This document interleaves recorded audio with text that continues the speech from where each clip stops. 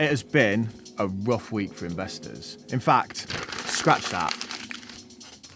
It's been a rough year. Since January, the S&P 500, the world's flagship index, is around 17% down. If we zoom out a little more, we now see that the top 500 companies or so in America are worth less today than they were this time last year. Apple is no longer the most valuable business in the world. It's down nearly 12%. Growth stocks are getting absolutely pounded, with many down 80% from market highs, which has caused mass fear in the markets and just started this cascade of selling. And honestly, things could get a lot worse from here. So I wanted to make this video today for anyone that's sat at home panicking, thinking, what is going on and what should I do? So we're going to split the video into two sections. The first section, we're going to look at the reasons, the macroeconomic factors that are causing this sell-off. And then in the second section, we're going to look at the response and how to kind of deal with that from both an emotional perspective and what we should be doing with our investments. Light on jokes today, guys. I think it's just important to get this information out there for you watching at home. If you want to see me being a fool, then watch last week's episode. I'll link it in the end cards. Nothing but wall-to-wall me being an idiot. Right, let's go. Good to have you back. Good morning. So, I mean, my feeling is this market certainly isn't good, but it's not that bad yet. It could get a lot worse. From where I'm sitting in Silicon Valley, this is the worst environment that I've seen since the dot-com crash, even worse than the Great Recession of 2008, 2009. There's a quote by a guy called Nick Murray, and it goes something like, "Investing is the age-old, never-ending emotional battle between fear of the future and faith in the future. And depending on which way people view the future, that shapes the price of the market today." So let's start by exploring some of the factors at the minute that are making people feel a bit worried about the future. Let's start with a biggie that's happened recently, the yield curve. Is there any time in history, by the way, where there's been the inversion and then we haven't had a recession? It's actually 6 for 6 on the 210. That was a clip taken last month from CNBC in which they're discussing something called the yield curve and its 6 for 6 track record recently for predicting recessions. This right here is a graph I've taken from a letter released by the Federal Reserve Bank of Chicago in 2018. Link below for you, of course. The grey lines here show recessions. Notice how before every single one of these, the yield curve fell into the negative. So now we've established that relationship and the predictive power of the 2 and 10-year yield curve. I guess the next sensible question is, what the f***'s a yield curve, Damien? And what's 2 or 10 years got to do with it? What you talking about? Well, bonds are loans, right, like IOUs. And the 2 and 10-year just describes the length of that loan. So a 2-year bond is seen as a short-term bond and a 10-year one is shown as a long-term bond. And the 2 to 10-year yield curve compares the rate of return on these two different bonds against each other. So it's looking at the rate of return of short 2-year bonds versus 10-year long-term bonds. In a normal, healthy economy, you would expect the rates for long-term loans to be higher than the short-term ones. But when the yield curve inverts, when it flips, that basically means the demand for long-term bonds is rising, which causes the yield on long-term bonds to fall below that of short-term bonds. That means that the market thinks there's more risk in the short term, in the immediate future. These inverted yield curves are rare, and that is why when they happen, everyone pays attention. This signal has flagged in the last couple of months, and that caused everyone to start panicking. But I guess you could say that this metric alone could be a self-fulfilling prophecy. If someone's won 6 out of the last 6 bets, are you really going to bet against them on the 7th? Investors could see this, red alert flag up, and then get more cautious and panicked, and stop investing as a result, thus affecting markets. The tail then wags the dog. The Chicago letter again describes how this metric can be self-fulfilling, putting investors on high alert and changing sentiment to the markets. Enter our second factor, rising interest rates. Markets are ready for another rocky day as investors respond to the Federal Reserve's indication to raise interest rates. On the 21st of March, Fed Chair Jerome Powell, the guy in this meme, said he was prepared to increase the federal funds rate by over 25 basis points. And then on May the 4th, they raised it by 0.5%. It's the biggest rate hike from the Fed in more than 20 years. And that makes investors a bit nervy of the future. Now, we've discussed before on this channel how rising interest rates are bad for growth stocks, or the stock market in general, really. But with growth stocks, a lot of their value is based on the money that they could potentially earn in the future, their future cash flows. When interest rates rise, that makes those future cash flows look less attractive and more uncertain. So that affects the value today of those stocks. As the story becomes more uncertain, as the future becomes less clear, the value of those future cash flows is brought into question, and thus the price people are willing to pay today falls. Add to this as well that more broadly, rising interest rates encourage people to save money and not spend it. As well as that, it also encourages people to take less risk with their money. When you can't get any form of return from a normal bank account in the form of your savings, you're pushed towards the stock market to seek those returns. Once interest rates go up, people see that bank accounts are now less risky in their eyes, so will likely take money away from the stock market and put it into high interest savings accounts, even if those high interest savings accounts are still not delivering rates that are above inflation. So the concern is not only around the valuations of businesses, but also consumer spending on the whole. Less spending means less profit for businesses. But this is why we likely see a lot of the smaller cap growth stocks go first. They're the companies where the narrative is most dependent on the future, on the story that we tell ourselves. So when that story becomes unclear or changes, they're the ones that first drop. You can see this with companies like Peloton or Palantir, which started declining ahead of everyone else, but now the sell-off is spreading. And you really can't underestimate how a wider sell-off in some of the biggest tech businesses in America affects the rest of global markets. When Apple's market cap is bigger than the top 100 companies in the UK, you can see how even a small percentage drop really in Apple's overall market capitalization can result in huge shockwave that goes through the market, which then again increases panic and people start to sell off more. It's this concept of when America sneezes, the world catches a cold. And really, America doesn't look too healthy at the minute. Consumers, they're paying more for everything, as you know, from food, clothing, cars, gas. Unfortunately, it isn't just America that's rewriting the narrative in real time at the minute. There's also issues in the East. Vladimir Putin has made his decision to invade Ukraine. Block, which means that everyone now has to stay inside. Наши лица, не наши спины, наши лица.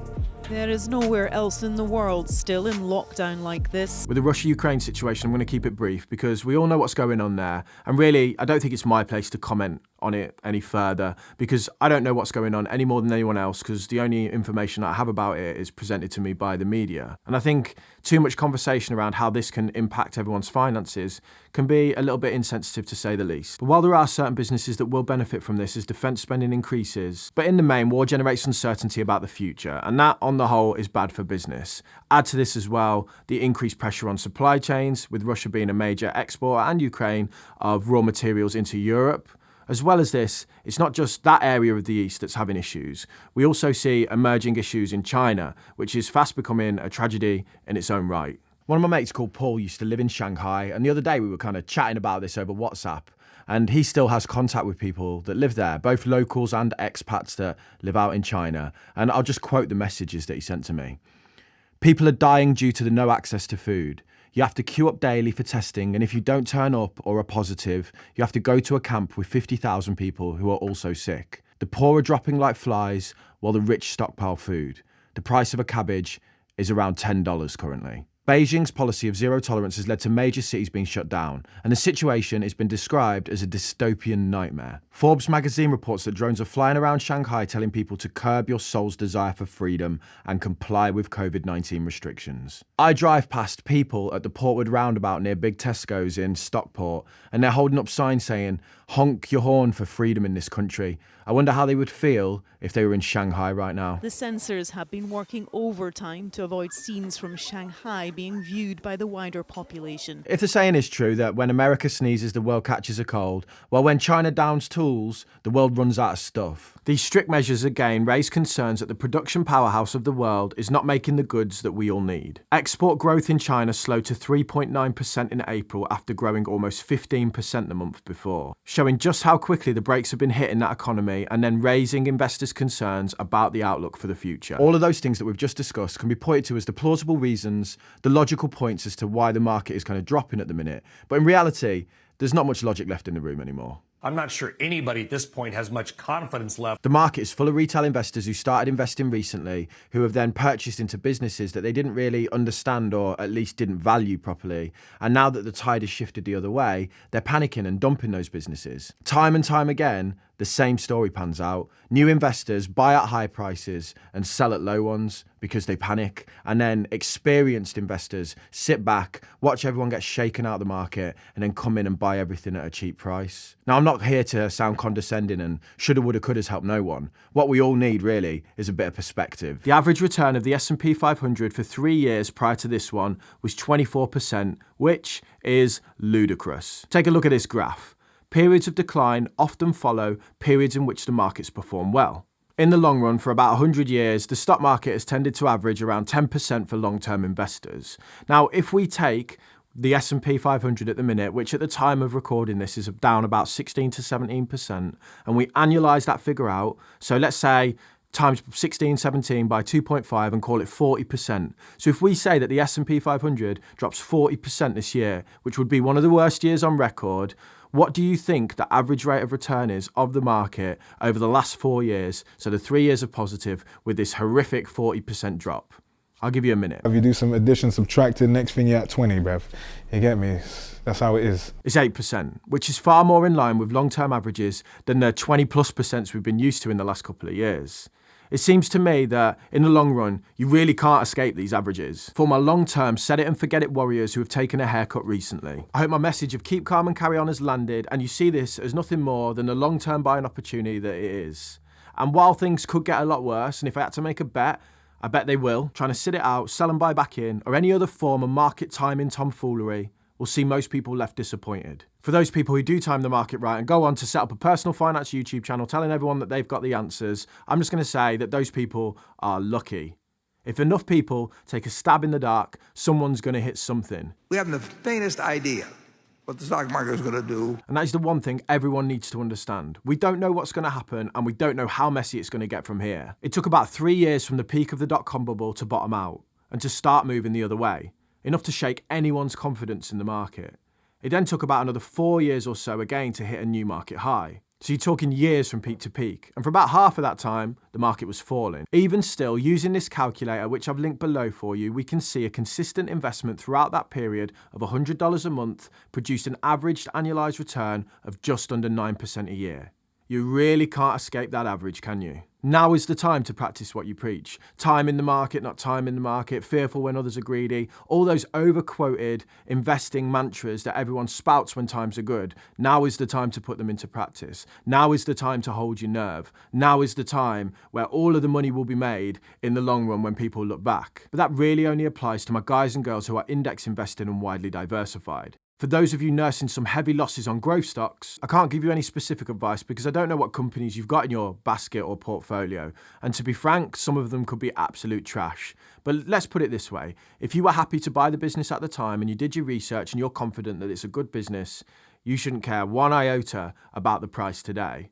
For example, I buy Alphabet on a regular basis, and I last bought into it a couple of months ago when it was near its market high. It's now crashed since that time, and I am ecstatic about the ability to buy into that business that I liked at that time at an even cheaper price, and I am doing that right now. If you sat there thinking I didn't do any research, I just bought businesses on a whim because I thought they were the future and I don't really know what I'm doing, then this kind of needs to be a wake-up call that if you want to pick individual businesses, you need to know what you're doing. But take some reassurance in the fact that if you're just starting your investing journey, while your portfolio right now might be down 80%, which is brutal, in the long term of 10, 20, 30 year investing timeline, those contributions will pale in comparison to how much you eventually deposit. Let it be like a nice shot across the bow and a warning that maybe you should look at a more sensible investing approach if you don't want to get deep in the weeds with value in individual businesses. But the worst thing you can do is let this put you off long-term investing. I can almost guarantee that if you do down tools and walk away and say, yep, that's that for me, I'm not into that anymore, you'll be sat there in a few years thinking, if only I'd kept investing. When the world is a scary and brutal place and fear grips the markets, it's important just to zoom out and look at the bigger picture. This isn't the first time the stock market has crashed, and it certainly won't be the last. If you've got an investing time horizon of decades, you're going to need to deal with this situation multiple times. The 4 most dangerous words in investing are, this time is different. I can almost guarantee that it isn't. But don't listen to me. Heed the words of some of the best investors in the world who have lived through this kind of situation countless times. I don't think we've ever made a decision that where either one of us has either said or been thinking we should buy or sell based on what the market is going to do. No. Or for that matter, on what the economy is going to do. We don't know.